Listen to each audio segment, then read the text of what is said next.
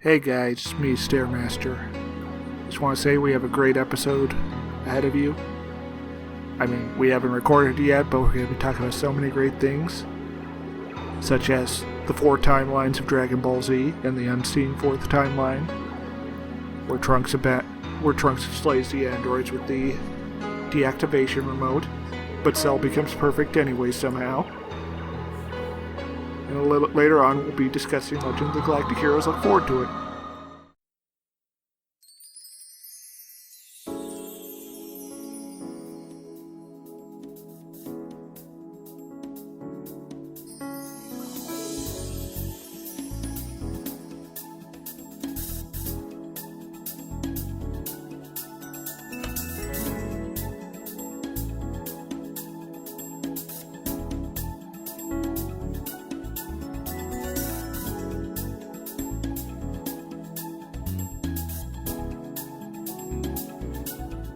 Hi there, folks, and welcome to TV Tuners. It's a television podcast for the true fanatics. It's a weekly dive in the latest in TV news and reviews. I'm your host, Swanson. With me, as always, of course, is my co-host and director who's just, he's trying to make a good show here. Stairmaster. It's sort of like God pulled a prank on them. On him. When you think about it. On the director? No, I'm saying the burn guy. God pulled a prank on him. That's true. Yeah. Very true. And what does this say about the podcast that you are trying to make here? We need more passion. I think we should get rid of Swanson and replace him with someone more energetic. Oh, I've heard that complaint before. Pumpkin! No. I was thinking maybe a crab that's belligerent. Do crabs talk a whole We lot? need somebody who can talk. Well, hold the mic real close to it. Maybe it'll make some sounds. That other voice you're hearing, of course, is our other co-host and father-in-law who's just trying to make me feel better, Kiorein. Swanson, let me tell you about a couple things here. First of all, Swanson, you don't have to worry about it. It's all good. Why are you pissing right now? Trying to teach you about making tomatoes. Okay, that's a lot of your... That's how you do it. There's thirsty little flowers. Are you going to let them die, Swanson? Is there no We water? got thirsty little... Swanson, come over here. Come look at this. This flower's got a mouth on it. Oh. Yeah, it gives you advice on the gate mechanics. Advice? I guess so. Yeah, it'll help you get Mario from point A to point B. Yeah, that's what you need. Well, yeah, I mean, that's one thing it does. Oh, what's the other thing it does? You know, it sucks. Oh. Oh, no! Welcome to another exciting edition of TV Tuners. We're back at it again with another round of TV content for you. And What? What? we're back at it, guys. We're doing the show about the TV. That's the podcast. That's crazy. Wow. I thought we were going to be discussing anime. No, that's for Swanson. that's for something else. Yeah. We got a note from Jessica. That's our editor. Not editor, director. Oh, okay. Yeah. And she's saying that that the whole thing about Dragon Ball Z, Legend of the Galactic Heroes, that's out. It's out. Okay. All right. I mean, that makes sense. Why are you telling Swanson this and not me?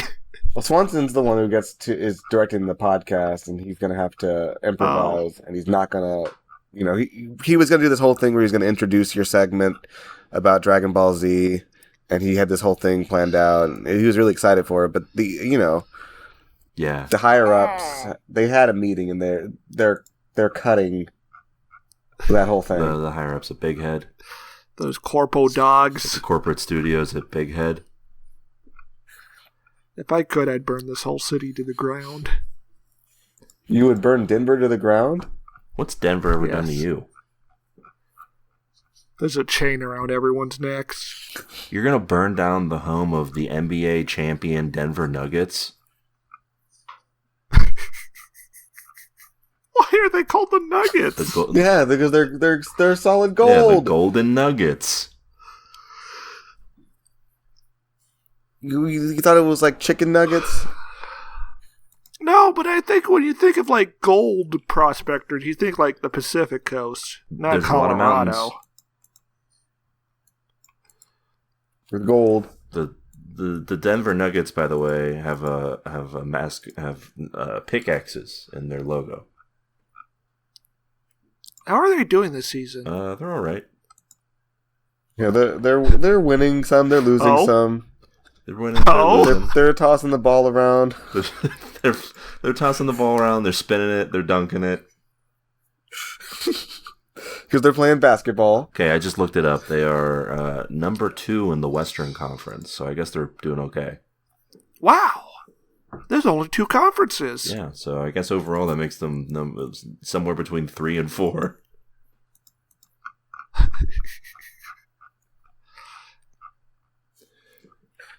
This might be TV tuners here. We're going to turn it around, boys. The directors are also saying, Swanson, that you need to encourage Stairmaster more during the recording. Yeah, Stair has also been telling me that. Good job, Stair. That was a fun time. Yep. That was a good get. Because he's got, as you're both aware, Stairmaster has 2 out of 3 of his strikes. Oh. Yeah, and this might be the episode where I get the 3rd one. Yeah, and when you get the 3rd one, listen, you don't want to know what happens, okay? It's fairly obvious. Want to know. Wait, what happens? I'm telling you, you don't want to know. You don't want to know. Like, I don't care if you listen. You might think you want to know right now, but you don't. Okay, well, do you guys know? I know. I totally know. I definitely know. Okay, is it like he dies or no, what? Worse. So you already know too much. Words. Okay. Because I have no idea. I was just saying, I just hear about strikes. It's like, oh, he's got, he's like, oh, Keo, you're on 1 strike out of 3. I'm like, okay, what does that mean? They're like, don't worry about it. Just don't get a 3rd strike. And I'm like, oh, okay. Yeah, you shouldn't worry about it. Unless you get a 3rd one. Yeah, Swanson, why don't you have any strikes? Listen, I don't know. I'm a good boy. He's good. He's a good boy. He's a I'm good boy. A Christian lad. I pray to Jesus. You have the good boy, you have the messy boy, and you have the apathetic boy. That's classic character work. Okay. Any narrative structure you can build around the that. fans at home can decide which one is apathetic and which one's messy. Yeah, we'll have a poll out asking which one's which. Yeah. You still do polls on X.com? We can do it. We can do it on the official TV Tuners Discord, I think. You can't even upload WebMs on X anymore. Truly a it's very trash sad. Site for trash people. Which is why there's no official TV Tuners account on there. That's where, if you're looking for an official TV Tuners account, you go over to bluesky.com. Yeah, there is a TV Tuners account running, but we've got this intern and this rogue intern. They've gone rogue. Yeah, we talk about the intern sometimes, but this one, wow, crazy stuff. Yeah, truly wild. They fled to the Guangxi province. Our lawyers cannot reach them. But hey, listen. And there's no support team at X. Like, they've got nothing. So, like, there's literally nothing we can do about it. If you try to call the support team, it goes to a direct hotline that's like one guy who's just screaming, "Oh no!"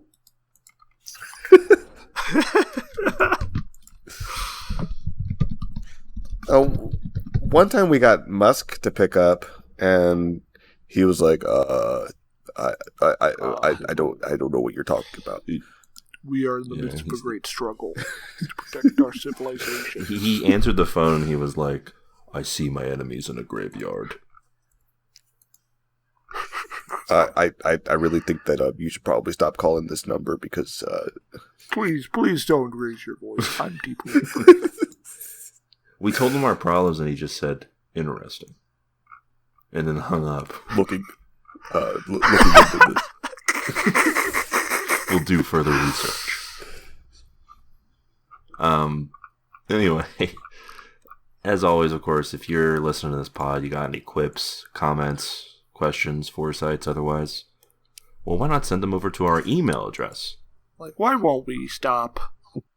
Oh, yeah, send them to our email address at tvtunerspodcast@gmail.com. What's that email address, Kiorein?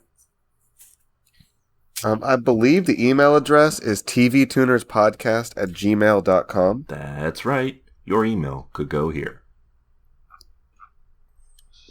Anyway, with all that out of the way, I have a question near and dear.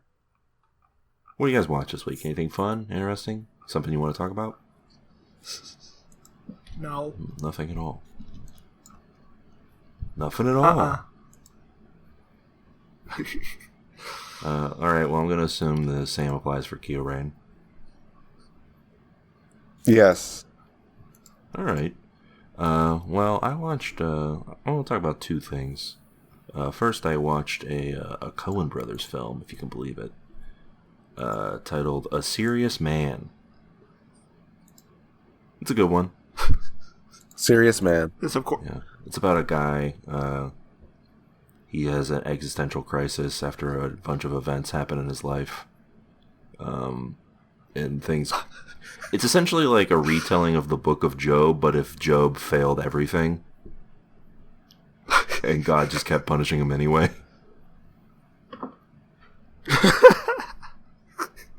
It's very, very dark. Oh, just like me, for real. It's very, very dark and very, very funny. That doesn't sound serious at all. Well. Yeah, well, he claims that he's a serious man near the end of it. And what does it mean to be serious? He hears someone say it about a friend That's of what this his film is about. who dies, and then he uses it to describe himself at a certain point. But we know to believe that he is in fact not a serious man. I'm going to give you guys permission to plagiarize from whoever gives my eulogy. Which I know it won't be you two. If it were up to Keo and me, we would put you in like a Folgers can and like dump you out at sea. Well, you can still do that. You just have to do it after the ceremony. I'm cloning him, Swanson. Oh, all right. I mean, that's fair. I mean, it is smart because judging by how we can only assume that Stair will be the first of us to die. Yes, and hopefully soon. And so it's worth it to continue the podcast by cloning Stairmaster. He would be the new host. Yeah.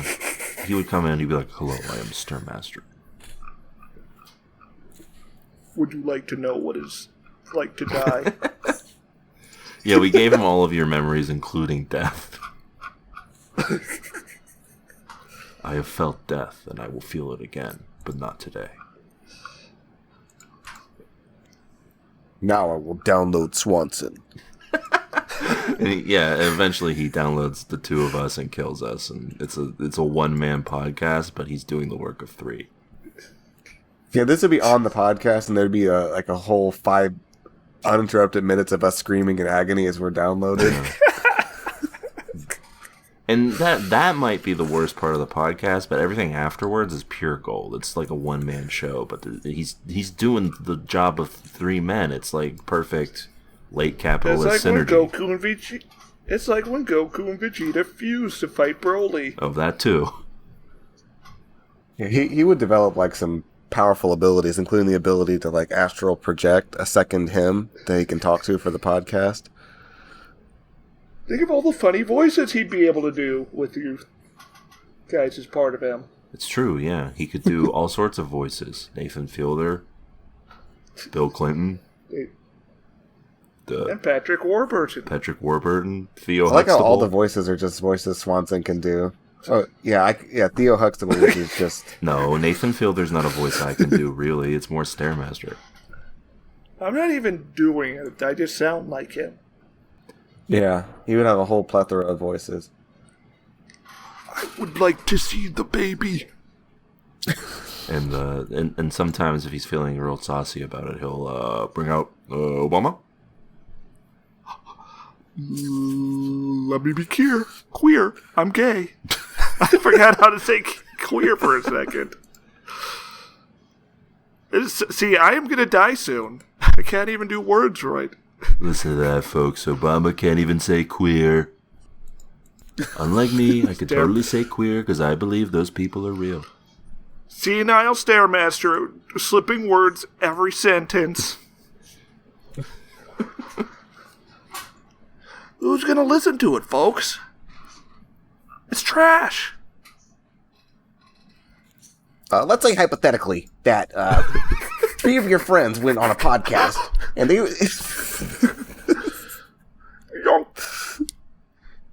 Young men are listening to TV tuners, They're doing these impressions. and they have to turn the volume down They're doing every them for time America. Stairmaster laughs. And they're coming together, these impressions. I remember we used to do impressions of famous people back in the day. Clark Gable. Bean Dip. Young men are listening to the podcast, waiting to hear Swanson, and turning it off when Stairmaster speaks over him. Anyway, what just You happened? see, I don't know. A serious man. Tune in. I represent chaos and femininity. I'm the dragon. Speaking of impressions, I like how we watched a trailer for the TED upcoming show. We'll get to that. I didn't mention it, despite our riffs.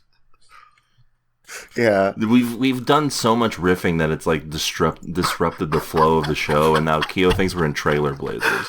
This is like No, when we are in Gogeta and Broly Trailblazers. fight, and they do the beams at each other, and it's so powerful it breaks space-time around them. see, I hate it when I try to do the speedrun strats and skip sections, and Swanson notices like the AI. I don't know how to do the AI manipulation properly. To where Swanson doesn't notice what I'm doing. The game is Listen, I'm very adept at the game. I'm constantly changing the difficulty whenever you think. Well, you gotta do the glitch, the item duplication glitch, so there's 256 items in Swanson's 6th inventory slot. That way his pants will be too heavy for him to move. Yeah, it happens quite a bit. Oh, I thought you were saying we were going to do a memory overflow, and by naming certain things exact values, we'd be able to Reprogram the game to play Tetris. Yeah. Get everyone at 80 GQs, pussies popping. Isn't it great? Anyway, I watched season 2 of Loki. Okay, he could go Boy, off. they King. had a season 2 of that? Yeah, it was actually not. It wasn't awful. I'll say that. A little confusing. Okay. A little too much for 6 episodes. But I'll tell you what, guys. Felt like a TV show. That's all we can ask for in this dark era, where we won't shut the fuck up with funny voices. Quotation marks. Like, it's an extremely low bar to clear that Marvel decided, let's make a TV show. And they made an actual one this time. But it was good. It was Well, fun. the fact that you finished is a good sign, because I didn't finish the first season of Loki. I was just The first season couldn't get invested. is definitely weaker than this one, I think. There's a lot of meandering in that first season. This one has so much plot that it has to go through in the 6 episodes that, Wow. honestly, Yeah, Owen Wilson's there too. It has so much plot to go through that is honestly probably needed more episodes. It's good despite he who shall not be named being in it. Voldemort? No, what's his name? The guy who's Jonathan Majors. Oh. What? Are they ever going to recast him? I guess not. They have like his performance in Creed 3 was too good. They set up like a perfect out to recast him at the end of this, so maybe they will now, but they don't need it now. Just cast someone else. Who cares? I don't know. They think like the student. They think the audience is just going to be like, huh? What?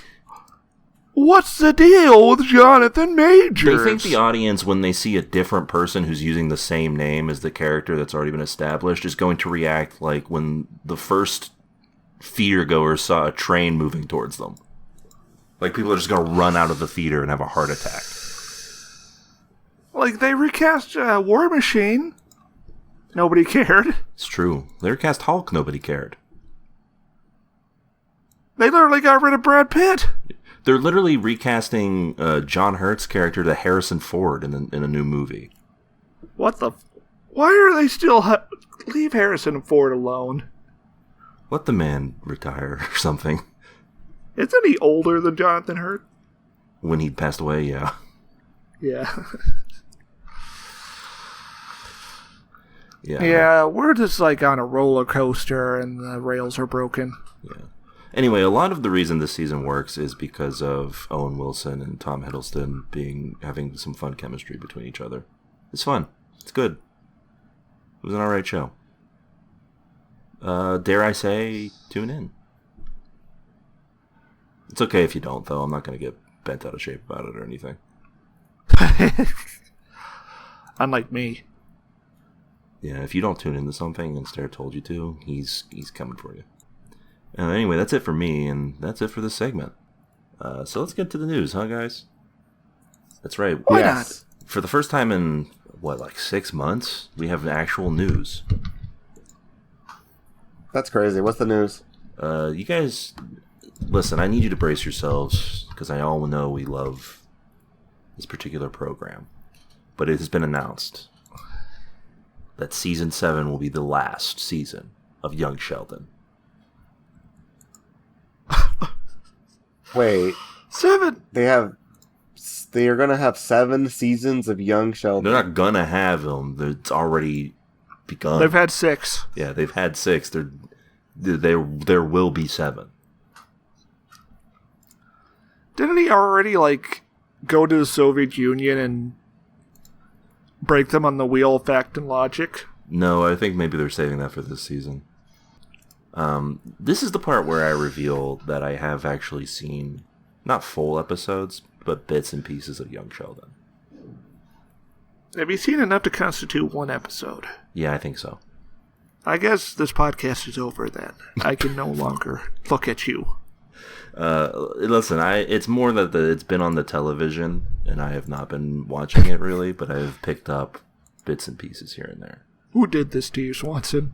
Oh, my girlfriend likes Young Sheldon. What can I say? Why? I don't know. She thinks it's funny. Swanson, what happened to you? We gotta find Swanson a better girl. No. If you're listening and you're single, no. Email us at tvtutorspodcast@gmail.com. So here's what we're going to do for you, buddy Swanson. So we're going to go on the comment section of... No, we're going to go in the comment section of Legend of the Galactic Heroes. The comment section? Yeah, on illegal streaming sites. Oh, okay. And we're going to post LFGF question mark exclamation point. And we'll see if any women reply there. If they do, that's a prime candidate, and we're going to get you in touch. Listen, okay, it's all right to like a TV show. Just because she's watching something I don't care about doesn't mean that it doesn't, do your thing. Yeah, my girlfriend really likes to watch 90 Day Fiancé. Right. And you're not watching that, are you, Keo? No, I'm not watching it. Oh, you're a bad boyfriend. You got to watch that with her. I thought you'd be on my side, Stairmaster.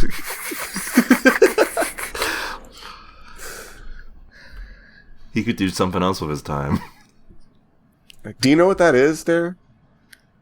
Listen, part of a relationship is bearing crosses, okay? Listen, 90 Day Fiancé is like the very real version of that fake reality show on The Curse.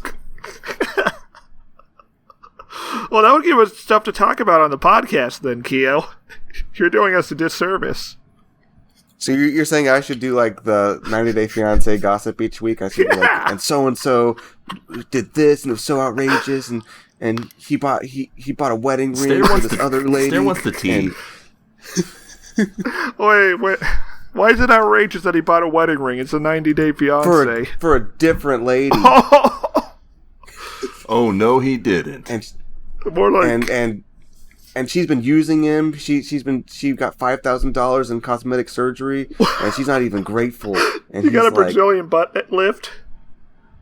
Yeah. So that's what happens on that show. That's the kind of stuff that happens on that program. Yeah, that's so badass.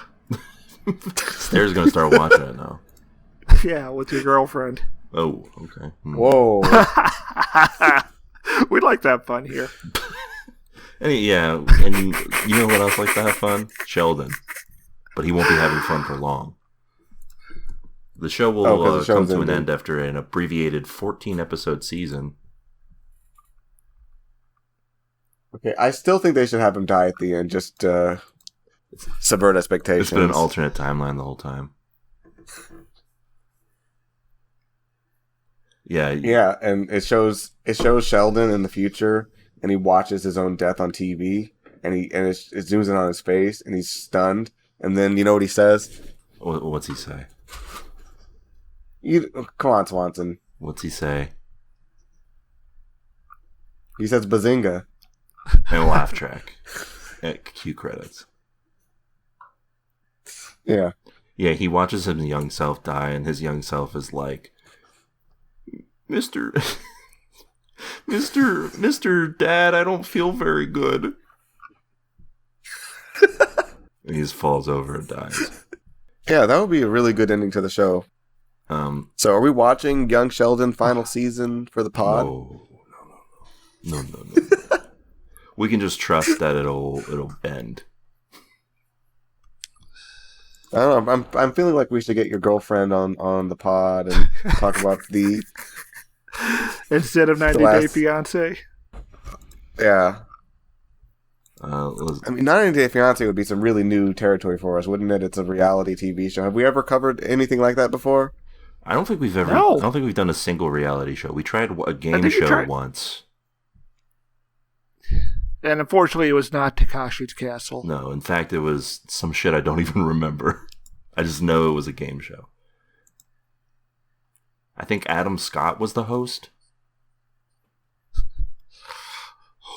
We don't care. I don't know. I don't remember this episode. I don't remember what game show we watched at all. Like, I could not. If you put a gun to my head and told me I was gonna die, if I didn't tell you what the game show was, I would just accept my death. Yeah.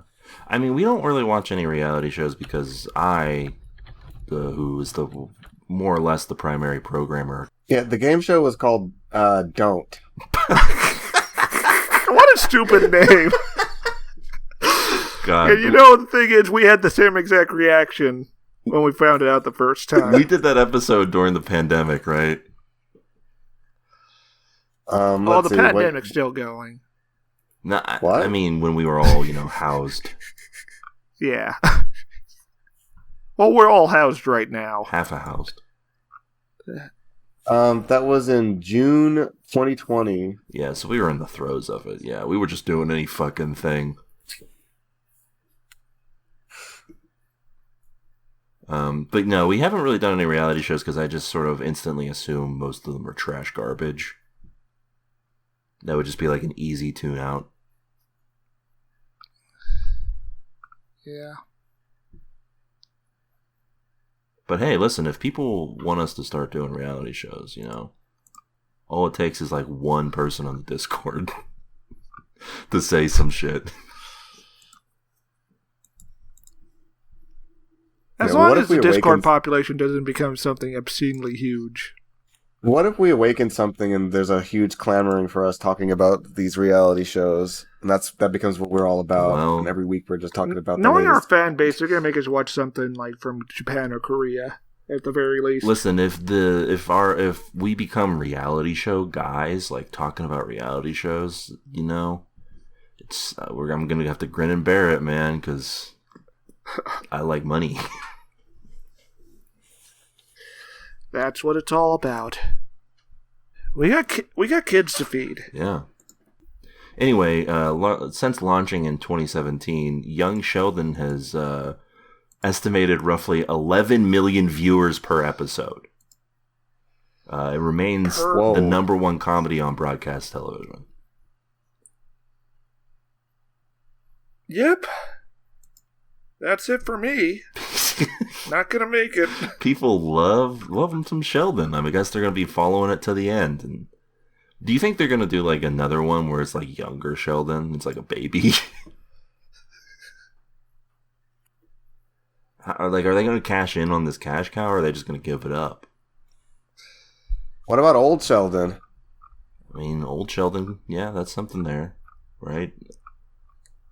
So you start out, you got Sheldon, which is just Big Bang Theory. You got Young Sheldon. So yeah, and naturally you would think old Sheldon, that would be the one. But what if it's just like... Yeah, no, that's not... Yeah, No. I'm thinking about it, and that's too predictable. Yeah, they gotta go with Darganel. What about Sheldverse? Yeah, like into the Sheldverse. Yeah. And it's just multiple Sheldons. And you don't even... That's the best part, is that you don't have to cast the guy who played Sheldon, Jim Parsons. You don't have to cast him. You just do multiple different people as Sheldon. Every week is a new guy. Anyway, that's it. That's all the news I have. So that means it's time for a segment that Keo kind of teed up earlier. Huh? It's Trailer Blazers.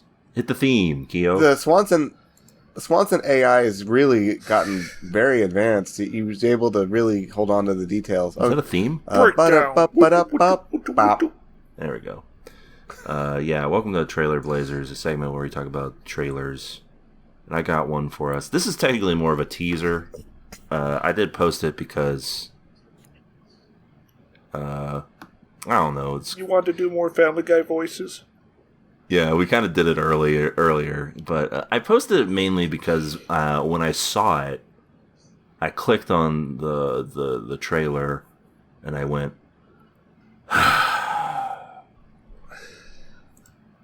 only it was longer than that, but I shortened it for, it was 50 seconds long on the side. You are so passionate, Swanson. Yeah, I didn't know Ted had a Peter Griffin voice. It's just literally Peter Griffin. Yeah, this is the trailer for Peacock's new show, Ted. Which is... I wasn't listening. It's the prequel to Ted. The film, Ted. It's okay. Ted, starring Ted. Were people wondering what happened before Ted? Were people curious about... They explain it in the fucking events? movie. From what I remember, anyway. Who is Ted? Ted is It's a teddy bear that came alive and was like a celebrity of the week. Yeah. Because he was a talking teddy bear. And then no one cared anymore, and him and Mark Wahlberg hang out. That's it? Yeah. Yeah. Only Mark Wahlberg's obviously not going to be on this. No, I'm not doing no Peacock show.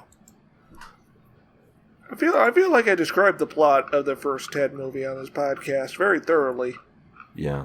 Yeah, also there's I didn't two retain Ted that movies, information. in case you forgot. I definitely went into detail about the Patrick Warburton subplot where he discovers his homosexuality and gets into sadomachism. There's two Ted movies, and I seem to recall that the second Ted movie involves them breaking into Tom Brady's house at some point. Yes, and then they go to the Supreme Court. Yeah, sure. And the first Ted, they got the guy from the Flash Gordon movie, that football player. Oh, yeah. I remember that because they play the Flash Gordon theme. Yeah. Yeah. The first Ted is very mildly amusing. It's one of those movies where you see it and you're like, huh. And that's it. So I can't imagine what this prequel will be like. If it's anything like this teaser, is not a good sign. This teaser, which was a whole bunch of nothing. This teaser that was just like an extended Family Guy bit. Not even a Family Guy bit. It's like a Family Guy like writing room exercise. Yeah, so it's 1993 Ted writing a letter to his future self. Yeah. Where he predicts he'll be on a popular streaming service. Which what? Well, that's the joke. Swanson. No. I mean, what? He knows what a streaming service is in 1993? Yeah, the problem is... That's the joke. The problem is he says that first, when you should have that be the third thing. Right. I thought the joke was that he says popular streaming service, and then the present Ted is like, nah, Peacock's not popular. Wink. But I guess maybe there's like a layer to this. That's not as good a joke. There's a layer to this, maybe, where he somehow knows what streaming services are. Yeah, but they don't focus on that. Instead, they make a joke about they do self-deprecating humor. Okay, allow me a thought process for a second. A thought experiment. Let's do this little thought experiment for a second, if you will. So, if we're to take the conclusion of that first joke that Ted knows what a streaming service is, does this mean that Ted experiences time in like a non-linear way? Yes. So he's like Merlin? Yes. Sorta? Like he experiences all of time at once. And he's unfazed by it. Yeah, everything's just a giant shrug. Because he's seen where humanity ends and where it begins.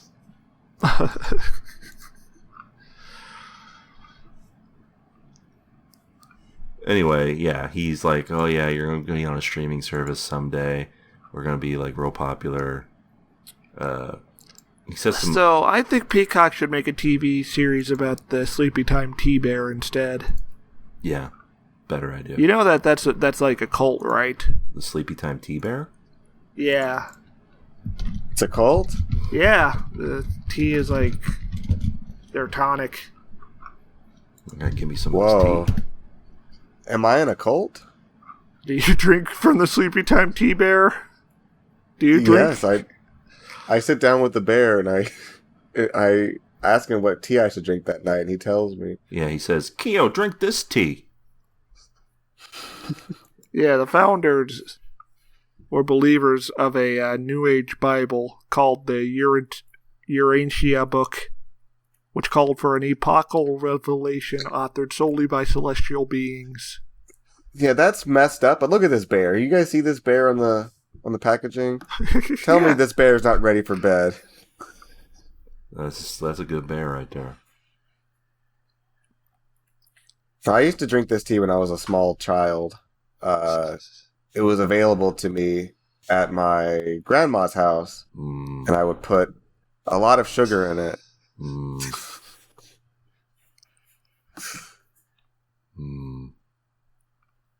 But there, I don't think she was in the cult, as far as I can tell. She was, just told me to listen to the bear.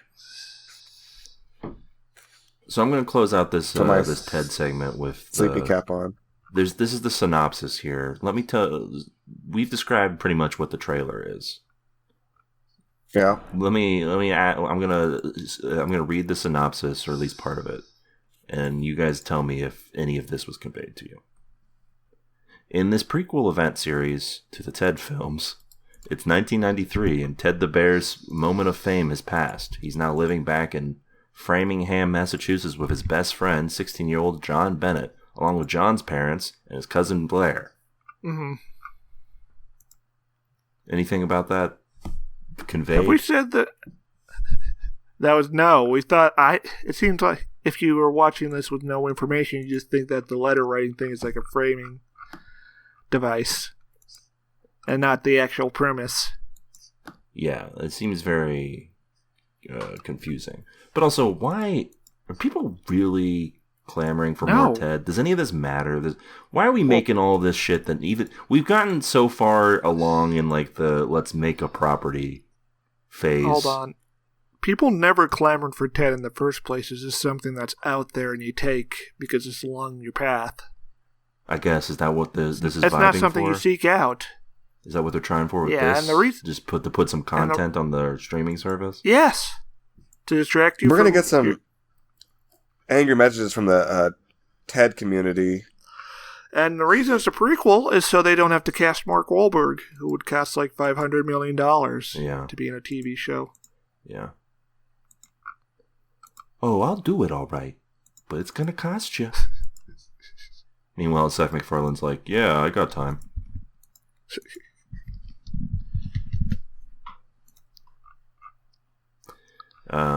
Yeah, I don't know. Just Ted of all things, you know? The Ted of it all is really what gets me. So, it's time to move on to the main event.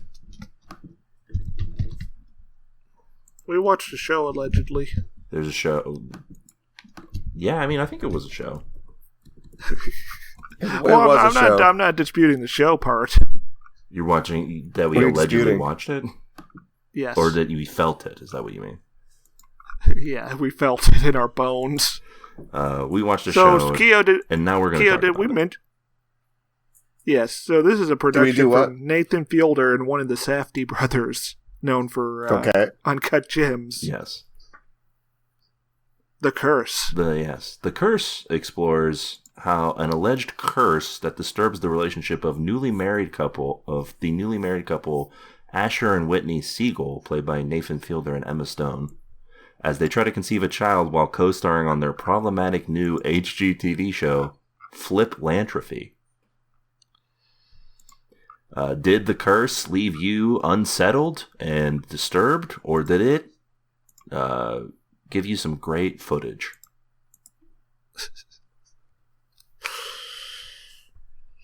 Now, Well, I definitely... Listen, I have this bad recall ability here. I recognize this guy. I've seen him somewhere, but I don't know where. Nathan Fielder? Oh, He's from Nathan For You and The Rehearsal, which we watched. He's the guy who sounds like me. Oh, okay. Yeah, The Rehearsal, Keo, that show where he made that guy go through like a recreation of his apartment. My name is Nathan Fielder. I graduated from one of Canada's top colleges with pretty good grades. Oh, wait, Keo wasn't on that episode. Never mind. He wasn't? No, it was just me and you. No, he definitely was on the Rehearsal episode. Nope. Was I? How could he have not been on that? There's a reason I only include whoever is on an episode in the description, so I can easily look at who was not on an episode. I feel dizzy. Keo missed some real good ones for a minute there. Didn't watch Man vs. Bee with us. Yeah, sure. Really missed out. Was that Mr. Bean? Yeah. Mr. Bean.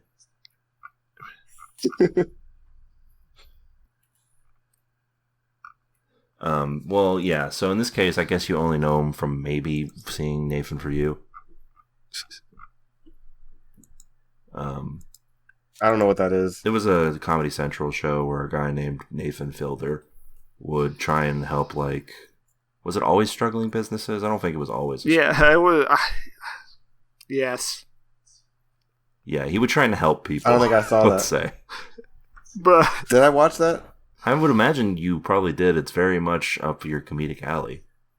If this was 6 months ago, I'd be dropping so many references, but my brain has had so many holes in it now, I can't recall anything from that show. Oh, this is the guy from that X post that Swanson made a long time ago about having a suit that's too big.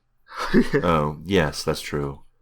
Oh yeah, he did the special episode where he had to break out of like handcuffs or something. Oh, he had to break out of a claw. He didn't do it. A robot claw would take his pants off in front of children, and he would go to jail for being a sex offender.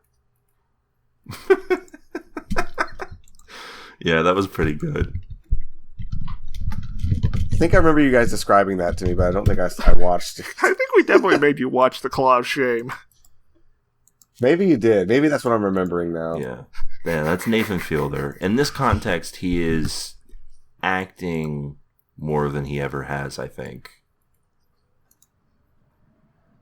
Although he's mostly just playing himself. Or at least whatever version of himself shows up in his shows. He's playing like a heightened version of himself. Yeah.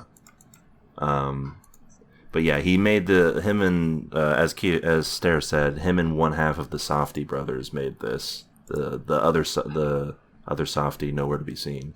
But of course, they're the masterminds behind Uncut Gems, which tracks with how this show manages anxieties.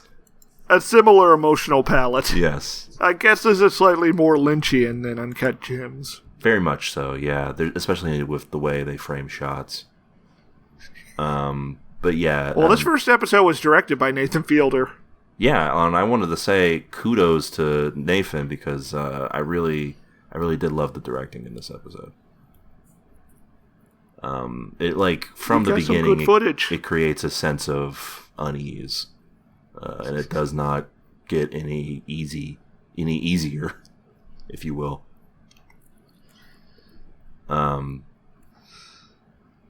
yeah, Benny Safdie is also in this as the director. Yes. But yeah, the vibes are already bad from the beginning of this show. They're filming for their show, and they're talking to a man who they managed to get a job with. What we later learned to be a coffee company that is funding their show, or like paying for advertisement. This guy apparently was like an ex-con. Yeah. Judging by his ink. And the director is not happy with the mom's expression. As so he puts he puts water in her eyes and like makes it look like she's crying a little bit, and they do it again. Oh, it's worse. It's worse than that, Swanson. This is a whole ordeal getting this across.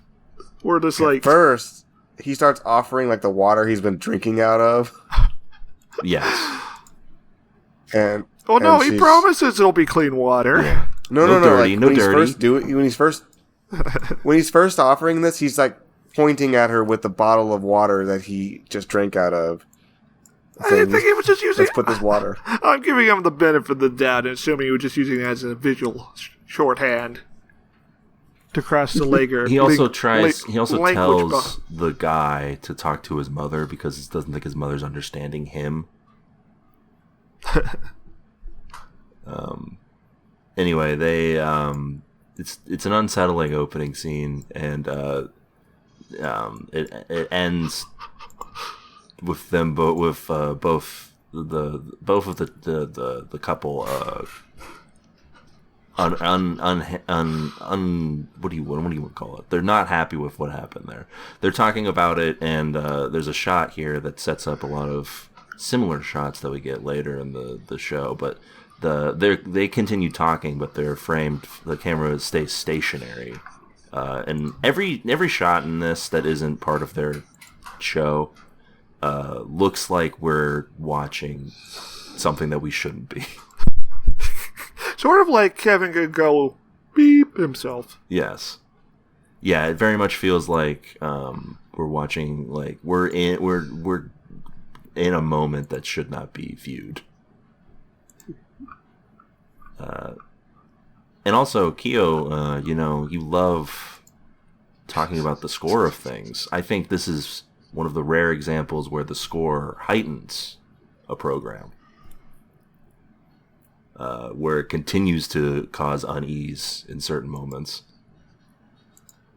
This first scene being a great example because it's playing like cheery HGTV music over them, like talking about how they were unsettled by the way that the director handled that situation. Yeah, excuse me.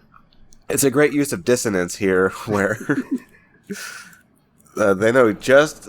Like, they found the perfect track, and I can just picture their excitement as they edited this together and saw just how awful that music was with this scene. Yeah, truly awful. These are evil geniuses at work. I also like the way that the show sort of seamlessly cuts into their HD TV show, but also makes you very aware that you are in the show within the show, and the way that it moves out of it later.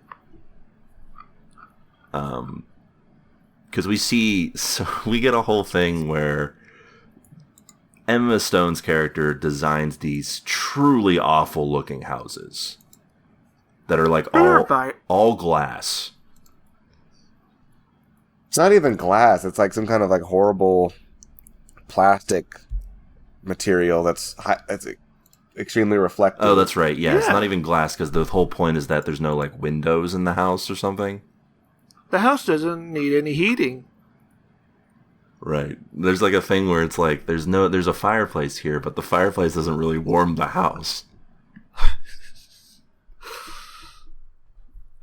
But yeah, it's truly awful, like just god awful to look at. There's a scene later where we see them coming home to their house that is like all the other ones that we've seen, and it just looks so out of place and weird. And also the interview with the guy who's behind building the houses, like the movement. Yeah, he's just like a black hole of charisma. Right. And the director hates it. Yeah, because we cut out from there, and that's when we get back to whatever you call the real world of this show. And Benny Safdie's character's just like, yeah, this sucks ass. Like, this is an infomercial. Like, we're not. I need something to go on here.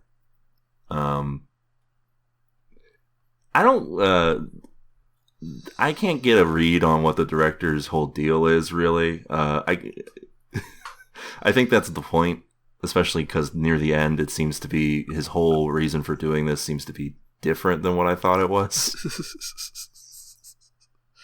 But I don't know. Maybe he's just trying to stir some stuff up. I don't know.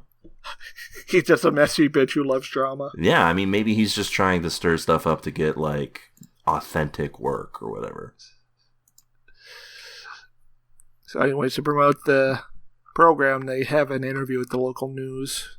Yeah, this is the most terrifying that Nathan Fielder's ever been. Mild autistic agitation. I mean, it was not mild. Okay. He loses his cool here. He seems to forget that he's being filmed or something. Yeah. Yeah. Well, I have this quote written down because I thought it was funny, which is they're having this interview and it goes well for a little bit, and then the lady brings up gentrification, and Nathan Fielder's character says, "Well, we always try to avoid the G word." And then she starts bringing up the Emma Stone's character has a history. Her parents have a history of being slumlords. It's funny when the scene happens because you think, oh, she's like detached from them, right? And then, but then no, they're still good friends. Yeah, like they see them on the regular. But yeah, she keeps bringing up this connection that her parents have, and Nathan Fielder loses his cool, which is one way to say it. But I think part of the reason that this is like mildly terrifying to me is the music, and just the way that the camera frames the shot of them, because the camera moves away from them. For a second I think the most Lynchian thing that happens actually is during this, where it moves away from them to go to a random shoe store in the area where someone just walks in and then leaves. Yeah, that is very Lynchian. But yeah, they. But what I'm getting from this is that Swanson's neurotypical ass can't stand an autistic person standing up for themselves. He is not standing up for himself. Well, he's not doing a good job of it.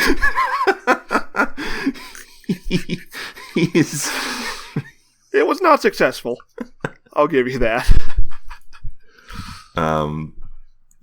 This is how I feel like He was just trying to bully somebody verbally.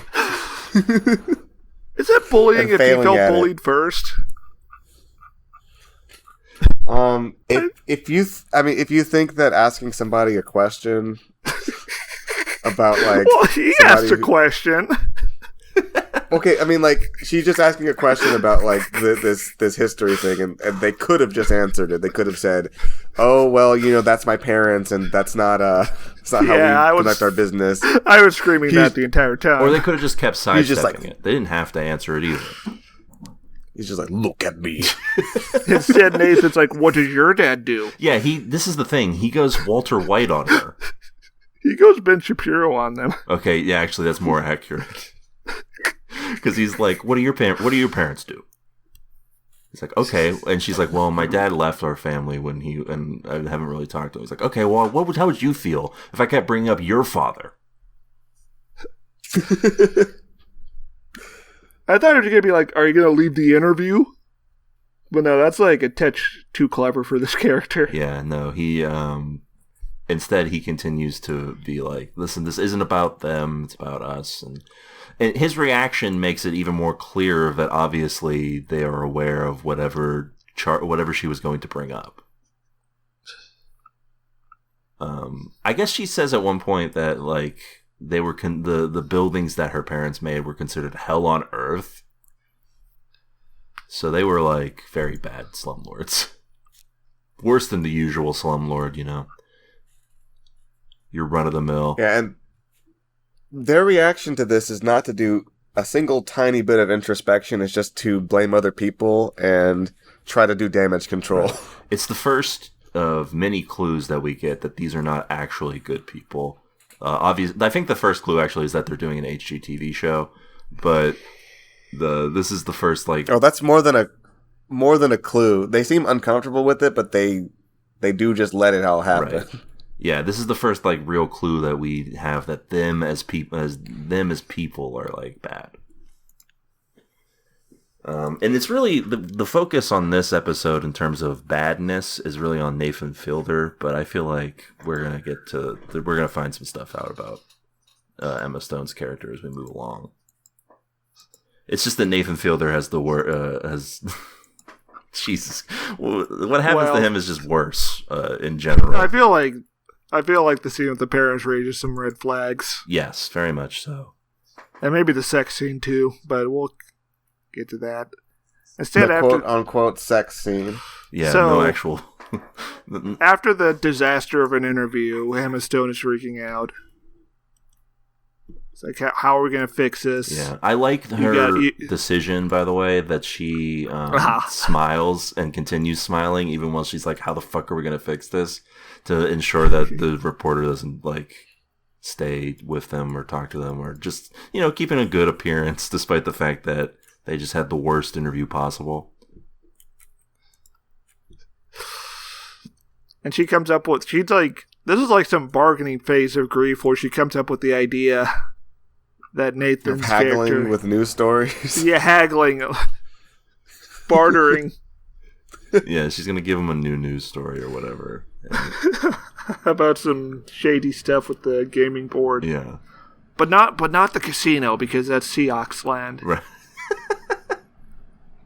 I love when Nathan brings it up, and they repeat this phrase often, actually, both in their show, and in real life, where they keep saying they want a no losers situation. They want everyone to win, but they profit. Yeah. Yes. But before we can get to that, what happens next, Swanson? Well, he has to. Dougie wants them to shoot some stuff. Dougie's the guy's name, by the way. I just found out. Yeah. The director. Dougie Directorman. And Dougie's like, listen, I'm going to get some B-roll, okay? And his actual plan is just to keep a camera rolling so he can film Nathan Fielder's interaction with the news lady.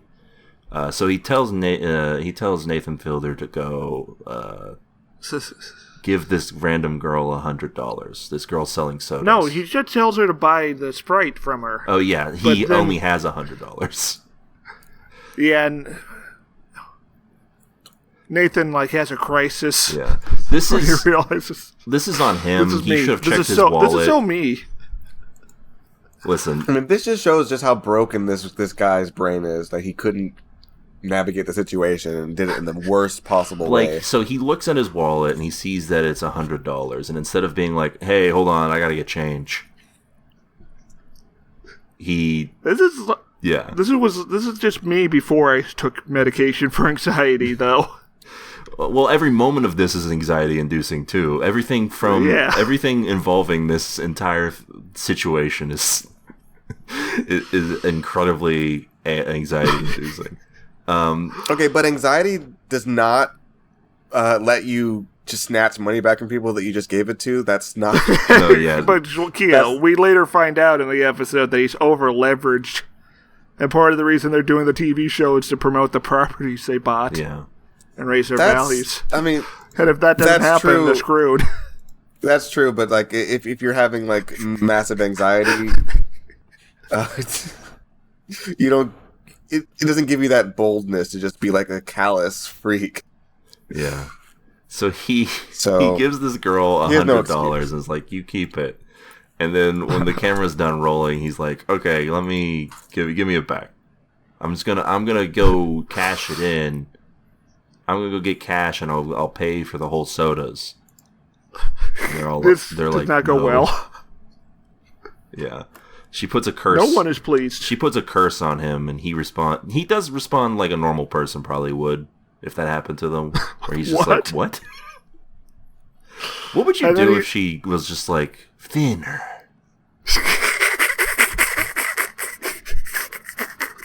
Well, I feel like I would know what was going to happen if she said that. Yeah, that's a very well-trodden path. Well, he wakes up the next day and he's actually gained weight. I mean, well, that'd be interesting. Yeah, Nathan Fielder gets bigger and bigger. So Nathan's like, "Oh, I will go to the ATM and buy the full six-pack from you." Yeah. And then the pain train continues. Yeah, they're not having it. But this is where the Their nightmare dad gets begins. involved. The little girl's dad gets involved, and they're all like, no one's happy about this. So We get a 3-minute scene of him going to this local store. yeah, The guy will not break his 100. no. So he has to use the ATM, which is broken. And this guy comes up and is like, "Listen, I can fix the ATM for you, though. Give me your PIN number." There's a trick, you gotta shake it. we get a full minute of Nathan haggling.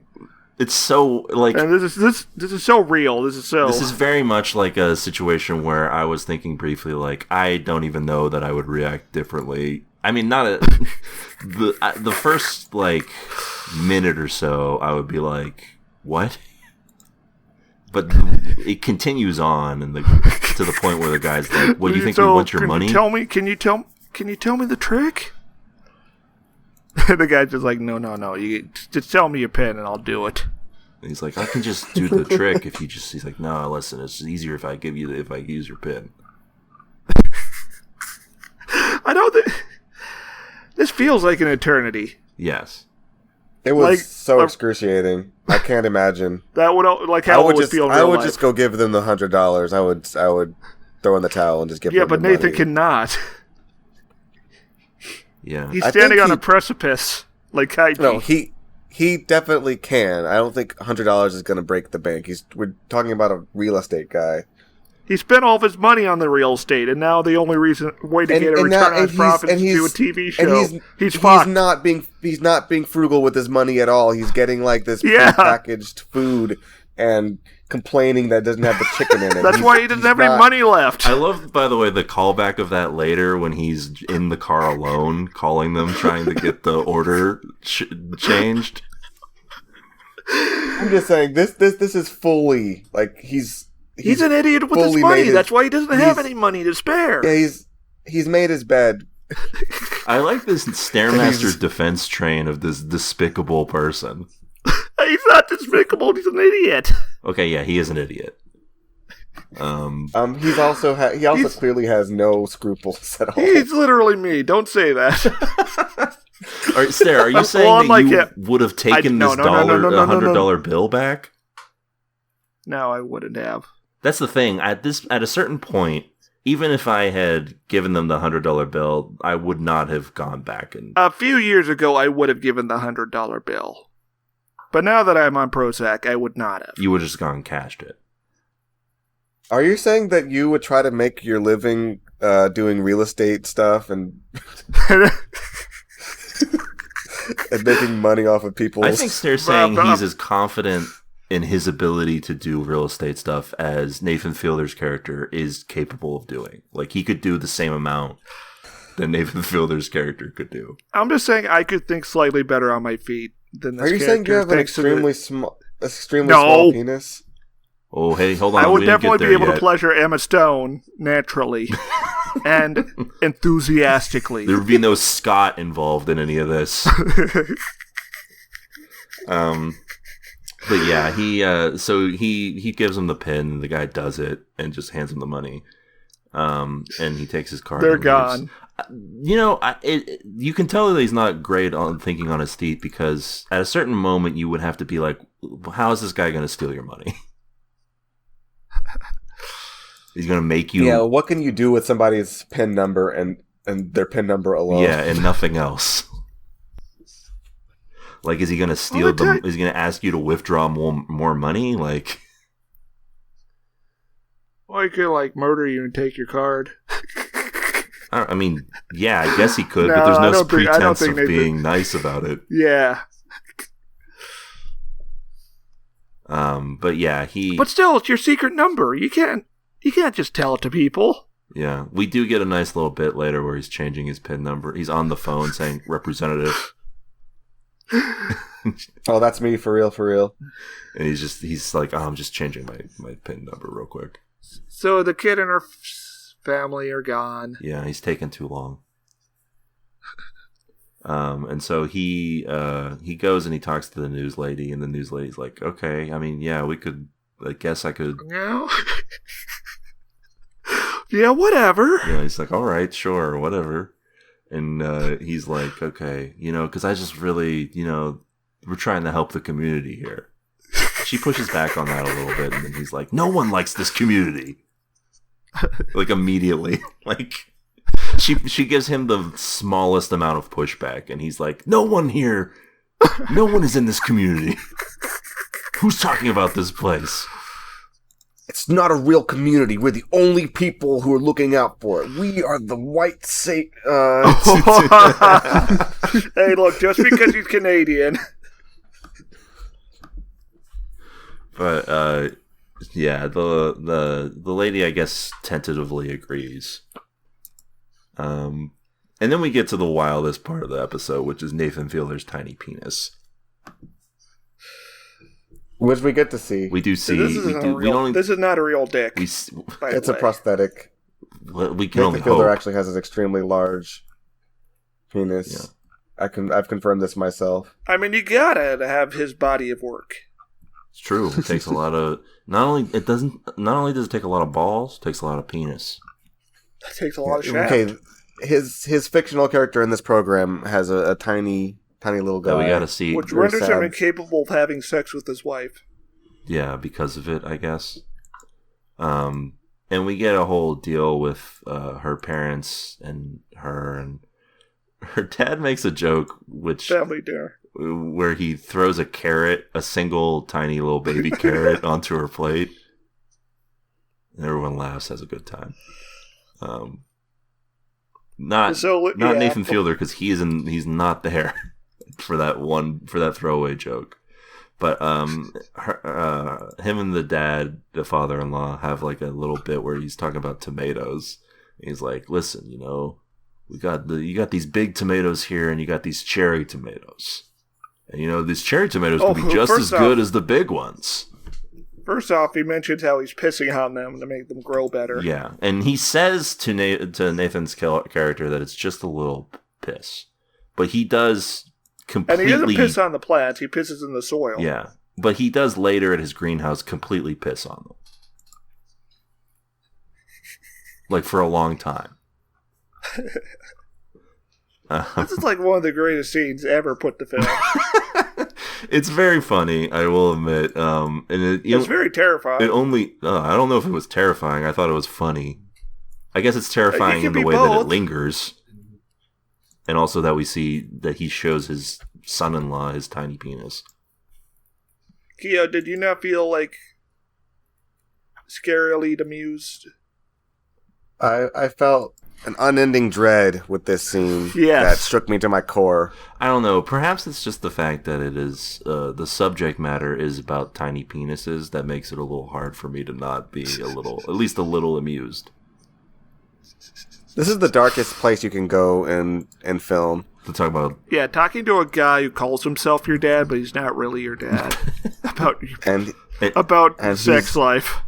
And he's urinating while trying to console you about your small penis. And he calls you... He says that you're part of... That you and him are the cherry tomato boys.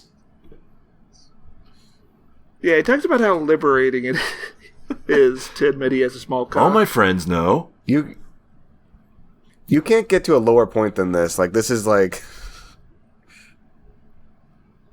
a moment of despair. And this is also another standout moment for the score. Yeah, it's... Which also sounds like it's from a horror film. So I don't know why Swanson didn't think this was scary. I didn't think it was scary because they're talking about tiny penises and pissing all over the place. That's scary. I don't know. I'm not terrified by that in the way that I'm terrified by a guy like so weird social situations. Do you not have? This is a weird social situation. He's not scared by that. He's just like, the comedy element of it is a bit too much for me to be terrified at any moment because, again, it's two guys talking about very tiny penises. Maybe you're a callous psychopath. Have you ever considered that? I don't think tiny penises are funny. I feel bad. I don't. I think it's funny. And I think it's... I think he remains very funny. I think the Discord will vindicate me on this. I'm an extremely empathetic person. The Discord, of course, will have watched this program. Collectively. A lot of people call me an empath because I care so much about other people. I'm not saying, like, listen, if you have a tiny penis, live your life. I don't care. I'm just saying it's funny inherently when you deal with it in this way. By peeing inside of by trying to give your son-in-law a pep talk about his tiny penis by talking about your tiny penis. Because you've heard that he wasn't able to fuck your daughter. Yeah. Oh my god. That part is unnerving, actually. You're right. Yes! It colors the whole thing in a dark gray. Yeah, I'm just saying that like it is darkly comedic. I'm not saying it's not like there's not it's not uneasy in any way. It's just I thought it was funny. I'm not saying it's not funny. I'm saying it's very scary though. The worst part, in my opinion, is the fact that I think he's genuinely trying to be comforting in this. Yes, that's why it's scary. Yeah, you keep saying it's scary like it's fucking Michael Myers showing up, and I just don't. Yes. Oh, you're never going to be chased by a serial killer, Swanson, but you may have a sort of conversation like this that's incredibly awkward, but you got to just stick through it. Like a social Vietnam, if you will. Okay, the extra scary part of this is he mentions that he's loaned him like $1 million or something. Yes. Yeah, that's true. Okay, yes, yeah. It's like a rich tapestry. My thing is that, listen, I've called previous moments Lynchian. I don't think even David Lynch would go to tiny penis territory to convey the sense it wasn't allowed back in the day. In the 90s? Yeah. Yeah. Maybe he wanted to. He was like, I'm going to show Coop with a tiny penis. Oh, no. It is happening again, Zip. But yeah, he's later that he's like, so do you like tell your parents about all of our stuff? Because he seemed real interested. He seemed to really put the blame on me. He seemed very well informed about our sex life. And she essentially lies because we know that she's at least mentioned the tiny penis thing to them. She tries to launder it. Yeah. And deflect. And we get another very uncomfortable argument. while they're driving home. An argument that turns into an uncomfortable sense of, like, levity between them. Like, even them joking between each other is like... there's a sense of unease about it all. Maybe because Nathan Fielder is literally sticking his fingers in her mouth and almost driving off the road. Oh, yeah. I cannot relate to this, unfortunately. At this moment, it's not me, for real. Yeah, and then we get a quote-unquote sex scene where there's no actual sex happening. This is sex. Is this sex? I don't think there's... does this count as sex, They both come. They make each other come. I guess that's sex. That counts, I guess. I guess by certain definitions it is sex. I guess mutual masturbation is sex. We gotta describe the sex acts that we witnessed?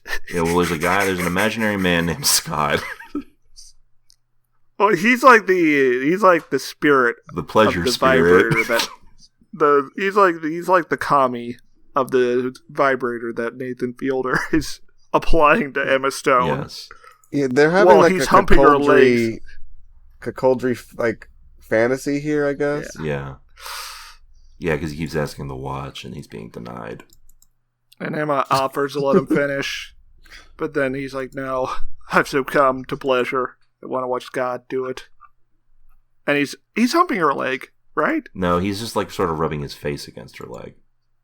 Yeah. While he's jacking off his very tiny penis. Yeah, this is the saddest thing I've ever seen. Yeah, it's very depressing. Imagine having Emma Stone as your wife and you can't fuck her. What a time! I would that's like some Twilight. That's like some Twilight Zone. I had all the time in the world. Shit. Right. That's the curse of the. It's not this little girl saying she cursed him. The curse is just his existence. Yeah, where's the curse part come into play? How could this get worse? It has come into play since he was born. Yeah, well, that's why the camera's so uneasy from the beginning. They've been cursed the moment they've started this HGTV show, or probably before. So they fuck good.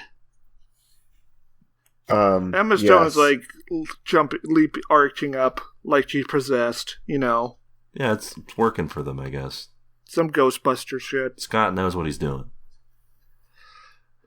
And so we get a scene near the end here with the director where... We're not near the end, though. I guess not, because there's a whole sort of yeah. I guess not near the end. But this director here, they're having an argument about, like, he wants to... Listen, he's not understanding why they want what they want from this show. So he shows them what he made before. And I think this is the most Nathan for US. Yes. It is both funny and sad because it could have been I'm shocked it hasn't happened yet is what I really think in terms of I can't believe they haven't made a reality show that's similar to this. Mainly the mask concept. I think the only reason is they're afraid of a lawsuit. True. But yeah, so the reality show we see is that there's this masked man and he has like 15 hot singles who are ready to try and get his affection. And then he reveals that he's a burn victim. After legally marrying one of them? Yes. And that's how they navigate. And the entire time they're playing this song where it's like, burning up with desire. Isn't that the name of the show? Yeah, and they're playing the theme song, which is constantly. It's like Into the Fire or something is playing. And yeah,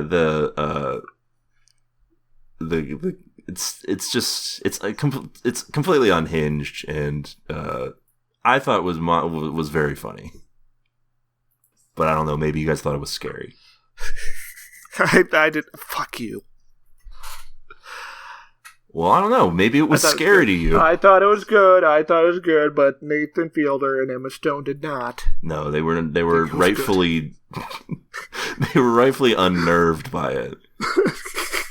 Which one of them says they pulled a prank on him? Accusingly. It was Nathan, I think. Yeah. Which is true. Yeah. I mean, that's what those words mean. And yeah, that's a bit of an understatement. He's like, he backtracks and he's like, listen, this, it wasn't exactly the show I wanted to make, okay? And he reveals that like it didn't even make it past the pilot, but that he did work on it, and that's what he's known for, I guess. And he's like, listen, I get it. You guys want a happy vibe and something like that. And he seems to like decide to pivot to playing along, although it seems like he's playing a different game entirely by the time Nathan leaves. So he reveals that he's been he's been filming B-roll footage, but what he's been doing is keeping the camera rolling during Nathan's whole awkward encounter, because he never gets that scene with the news lady, because he can't get to there while they're having their meeting. He's trying to casually record that footage, and as far as we know, he doesn't actually do it. I guess maybe he did. We don't see it. And so Nathan's like, we don't need to see that. Yeah, because he gets the whole awkward encounter where he takes the money back, and Emma Stone's like, yeah, we're going to see that. We're going to have to see all of it because he's been lying to me. And there's a really funny bit of like just natural Nathan Fielder sort of deal where he picks up like an exercise thing. He's like, will you use this to get abs? And the guy's like, yeah. And so Emma Stone is rightfully horrified, especially when she finds out that the lady cursed her, and so cursed him. And so she tells him to go look for her, which is just the wildest thing in general, to be like, okay, so we have a curse, so you have to go find the person and remove the curse. Nathan tries and can't locate them after a lot of just searching around in places. It seems like it's just a very meandering search. Yes. He ends up at a homeless shelter. The intro to that scene before, by the way, was that they take an atheist to meet a priest who tries to convert him. And the guy, the director's like, they're like, yeah, we should cut this. And the director's like, why? I mean, like, you're the ones that put a priest in the show. And they're like, yeah, we're talking about his community work. His community work is non-secular, is what Emma Stone says. Because the director included like a talking head where the guy's like, yeah, I'm an atheist. Or wants to include like a voiceover where he's like, he did not convert today. But yeah, that causes the whole argument. Nathan Fielder goes looking for this girl, doesn't find her, returns and says that like, yeah, I did. Oh, he goes to the homeless shelter. We find out that they don't have the funding to be open during weekdays. Yeah. And so he gives his $100 bill to a tent out front as like an attempt to make good. Assumedly a single mother. Yeah. And he leaves. Meanwhile, director man is like, listen, you're really like the reason that I signed up for this. He reveals that him and Nathan are friends, like longtime friends. And he disses Nathan. Yes. Or reasonably critiques him as far as TV worth goes. And he's like, listen, you're going to be the reason everyone's watching this show. You're like magnificent, you're beautiful, you're great. And it seems to soften the relationship, maybe. We'll see. And then Nathan comes back, and we get this very wild switch in the camera where it goes to like a peephole, or to like the peephole in a hotel door as they're talking about this conversation. As if the curse didn't actually leave, perhaps. And he says that he talked to the lady and it's gone, and we know that not. Or perhaps there's no actual curse and it's all just their general life. Who's to say? But that's the end of the episode. What do we think? What a journey this was. Yeah, final thoughts? I was blessed to see this program. Hashtag blessed? Didn't we watch a show called Blessed? Maybe. Probably. I don't remember anything anymore. But yeah, I like this a lot, actually. Is it uncomfortable and anxiety-inducing? Yeah. Is it also very well crafted and engaging? Also, yes. Yeah, I agree, but I didn't like it. All right, I mean, fair, I guess. Like, it was something that was able to keep my attention and whatnot, but I don't think I want to watch more of it. I'll read the summary and see how things go for these characters, but I don't want to sit through another episode of this. Was it the tiny penises? Yeah. It's too scary. All right, well... I want to watch a show where everything goes great for everybody involved. That sounds like a tune-out for Keo. I'm a tune-in. Stare, final thoughts? I'm a tune Tune in. in. I already gave my final thoughts. You didn't say tune in or not. I was waiting for Swanson to ask. Highly ambiguous I'm tuning response in. you gave. You know what? Fuck you. I'm done. Oh, he's quitting. I'm sorry, Stairmaster. I apologize. I'm storming out. I'm not even going to do the it's over stuff. Bye. Oh, he's done. I guess it's time to bring in clones. I curse you. Well, that means I can say whatever I want without any kind of repercussions, so bye. Oh. They're both gone. Now I gotta get clones for both of them? Oh well. They weren't really listening to anything I was saying, I don't think, anyway. Alright, well, that was a tune-in on the curse. And it looks like I'm cursed to close this episode by myself. Well, that's fine.